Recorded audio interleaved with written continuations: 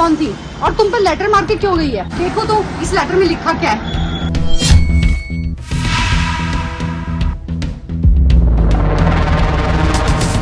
शाम को 4 बजे पार्क में मिलना। ये सब क्या है? और वो लड़की कौन थी? वो लड़की कौन थी यार, मुझे क्या पता। तुम्हारा दिमाग खराब है क्या? मैं शादीशुदा हूँ, मैं ये सब चक्कर चलाऊंगा क्या? सोच समझ कर तो बोलो। जरूर तुम्हारा चक्कर चल रहा है ना, सच सच बताओ मुझे। अरे यार मुझे क्या पता ये पत्थर मारकर क्यों गई है। अच्छा, मैं पागल हो गई हूँ क्या? ये शाम को तुम्हें 4 बजे पार्क में क्यों बुला रही है? मुझे तो लग ही रहा है तुम पागल हो गई हो। सोच समझ कर तो बोलो। ठीक है, आज शाम को 4 बजे पार्क में जाएंगे तो जरूर, और सिर्फ तुम नहीं, मैं भी जाऊंगी और मैं तुम्हें छिपकर देखूंगी मैं ये सब, कि तुम उस लड़की से कैसे बात करोगे और वो तुमसे कैसे बात करेगी। उससे मुझे पता चल जाएगा कि तुम दोनों के बीच क्या चल रहा है और क्या नहीं चल रहा है। ठीक है, मैं शाम को 4 बजे जरूर जाऊंगा पार्क। जब मैंने कोई गलती ही नहीं की तो मैं क्यों डरूं? हाँ हाँ ठीक है, चलते हैं 4 बजे।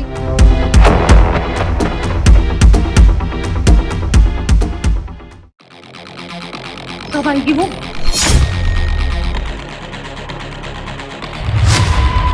अरे बहन तू।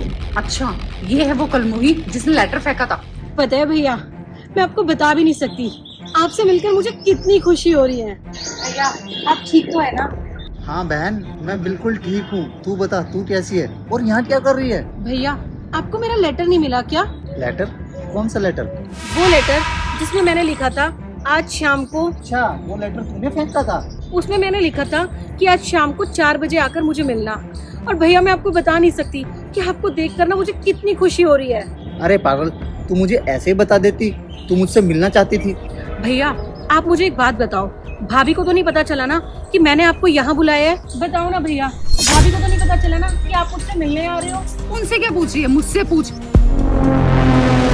अभी तू लेटर फेंक कर आई थी ना, जो तूने लेटर में लिखा था ना, मैंने वो सब कुछ पढ़ लिया। आई एम सॉरी भाभी, मुझसे गलती हो गई जो मैंने भैया को इस तरीके से बुलाया, पर मेरे पास कोई दूसरा तरीका भी तो नहीं था ना। भाभी आप तो जानती हैं कितने सालों से मैं भैया से नहीं मिल पाई, मेरे पास कोई ऑप्शन नहीं था, इसलिए हार कर मुझे ये ऑप्शन चूज करना पड़ा। आई प्रॉमिस भाभी, मैं आइंदा के बाद आप लोगों को कभी डिस्टर्ब नहीं करूंगी, पर मेरी वजह से आप भैया को प्लीज कुछ मत कहिएगा। भाभी कितनी चालाक है ना तू, कब तक हमसे चिपकी रहेगी? तेरा पढ़ाई का खर्चा, तेरे आने जाने का खर्चा हमने सब उठाया है ना, सब कुछ तो हमने तेरे पे खर्च कर दिया। अब क्या चाहती है तू? अब भी हमारे टुकड़ों पे पलेगी क्या? और वैसे भी ये बात हमने पहले ही बोल दी थी कि तेरी शादी का खर्चा हम नहीं उठाएंगे। नहीं नहीं भाभी, आप बिल्कुल गलत समझ रही हैं। मैं यहाँ पर इसलिए नहीं आई कि आप लोग मेरा खर्चा उठाएं। और रही बात शादी की ना भाभी, शादी तो मुझे करनी भी नहीं है, और जब करनी होगी ना तो मैं खुद कर लूंगी। भैया भाभी, मेरी जॉब लग गई है और मैं ठीक ठाक कमा भी लेती हूँ, सारे खर्चे मैं खुद ही उठा रही हूँ अपने, और शादी मुझे करनी नहीं है। बस मैंने भैया को यहाँ पर इसलिए बुलाया क्योंकि काफी टाइम हो गया था भैया से मिले हुए। इनफैक्ट मैंने भैया के फोन भी ट्राई किए, कभी कभी भैया का फोन लगता नहीं था तो कभी स्विच ऑफ जाता था। और भाभी आप तो मेरा फोन कभी उठाते ही नहीं। भैया एक रिक्वेस्ट है मेरी आपसे, प्लीज मेरा फोन उठा लिया करो।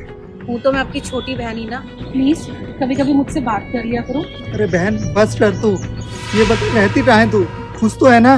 भैया आप प्लीज रोइए मत, मैं आपको रोता हुआ नहीं देख सकती, और आपके अलावा वैसे भी इस दुनिया में है ही कौन? आप ही तो मेरा इकलौता सहारा हो, प्लीज मुझसे बात कर लिया करो, मुझसे मिलने आ जाया करो। और भाभी आप खुद सोचो, आपका भी तो एक ही भाई है ना, अगर वो लोग आपके साथ ऐसा करें तो आपको कैसा फील होगा? अगर आपको राखी बांधने का मौका ना मिले तो आपको कैसा लगेगा? आप खुद सोचो भाभी, आपको पता है मेरी कितनी राखियां ऐसे ही चली गई, मैंने भैया को राखी नहीं बांधी, कितने सालों से उनसे मिली नहीं मैं। भाभी आपको मैं बता नहीं सकती कि मुझे कितना बुरा लगता है। अरे आपके घर में कलेश ना हो ना, इसलिए मैं दूर रहती हूँ आप लोगों से। भैया से नहीं मिली मैं इतने सालों से, क्योंकि मैं नहीं चाहती कि मेरी वजह से आप लोगों के घर में लड़ाई हो। और हाँ भैया, मैं आपसे कुछ नहीं मांगती, पर प्लीज मुझे कभी कभी मिल लिया करो, अपना चेहरा दिखा दिया करो, फोन पे बात कर लिया करो, आपके आगे हाथ जोड़ती हूँ मैं। तू ठीक कह रही है छोटी, मुझसे बहुत बड़ी गलती हो गई। जिस तरीके से तूने इन्हें लेटर फेंक कर यहाँ बुलाया ना, उससे साफ साफ पता चलता है एक बहन अपने भाई से मिलने के लिए कितना तड़प रही थी। मैंने बहुत बड़ी गलती की कि तुम दोनों को अलग कर दिया। मुझे बहुत बुरा लगता था जब ये मेरे से ज्यादा तुझ पे ध्यान देते थे, ये तेरी हर छोटी से छोटी विश को पूरा करते थे। इस बात की जलन को लेके मैंने तुझे ना घर से ही निकलवा दिया। पर छोटी प्लीज मुझे माफ कर दे, आज के बाद मैं ऐसी गलती दोबारा नहीं करूंगी। मुझे अपनी गलती का एहसास हो गया। तूने बिल्कुल सच कहा, मेरा भी तो भाई है, अगर मेरा भाई भी ऐसा करे तो मुझे कितना बुरा लगेगा। छोटी, तू अब कहीं नहीं रहेगी, अब तू हमारे साथ हमारे घर पे रहेगी, क्योंकि वो घर सिर्फ हमारा ही नहीं तेरा भी है। जितना हक हमारा उस घर पर है ना, उतना हक तेरा भी है। हाँ भाभी, मेरे साथ कोई मजाक तो नहीं कर रही है ना? आप सच बोल रही है ना? हाँ छोटी, सच में तू तो मिलने की बात कह रही थी ना, अब तू हमारे साथ हमारे घर में रह सकती है। भैया, आप सच कह रहे हैं? मुझे सच में विश्वास नहीं हो रहा। भाई, मैं कोई सपना तो नहीं देख रही हूँ? भाभी, सच में मैं कोई सपना तो नहीं देख रही हूँ? अरे छोटी, तू कोई सपना नहीं देख रही है। अब घर भी चलेगी या यहीं खड़ी खड़ी सब बातें करेगी।